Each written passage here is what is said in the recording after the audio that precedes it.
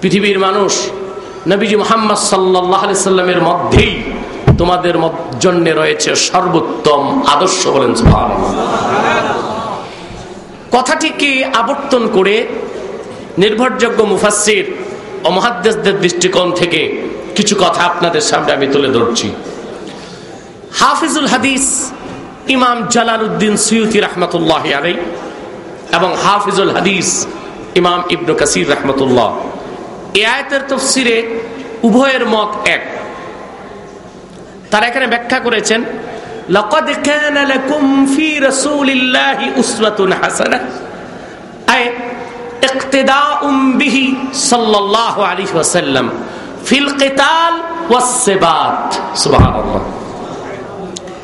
উভয়ের কথা থেকে স্পষ্টভাবে এটা বোঝা গেল যে আল্লাহ পাক এই আয়াতে কারীমার মাধ্যমে পৃথিবীর মানুষকে বিশেষভাবে উৎসাহিত করেছেন, মুমিনদেরকে, যে মুমিন মুসলমানেরা দিন প্রতিষ্ঠায় জিহাদের ক্ষেত্রে এবং সেবাত আলাদ দ্বীন, দ্বীনের উপর প্রতিষ্ঠিত থাকার ক্ষেত্রে মুহাম্মদ সাল্লাল্লাহু আলাইহি ওয়াসাল্লামের মধ্যেই তোমরা সর্বোত্তম আদর্শ খুঁজে পাবা।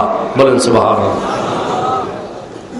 এই আয়াতে কারিমা অবতীর্ণ হয়েছে গজওয়ায়ে খান্দাক, আহজাবের যুদ্ধের পরপর, ওই সময়ের মধ্যেই রাসূল পাক সাল্লাল্লাহু আলাইহি ওয়াসাল্লাম মক্কা মুকাররমা থেকে হিজরত করে যখন মদিনা মুনাওয়ারাতে চলে আসলেন, হিজরতের ৫ম বর্ষে মদিনা শরীফের মধ্যে যত ইহুদি ছিল, ইহুদিদের মধ্যে বিখ্যাত নেতা বিশেষ করে হুয়াই ইবনু আখতাব আল কারজি, হুয়াই ইবনু আখতাব আল কারজি এবং তার সাঙ্গপাঙ্গ যারা ছিল, তারা একটি দল গঠন করে মক্কা শরীফ এসে কুরাইশদেরকে আল্লাহর হাবিবের বিপক্ষে, ইসলামকে নির্মূল করার জন্য, মদিনা শরীফকে আক্রমণ করার জন্য উদ্বুদ্ধ করেছিল।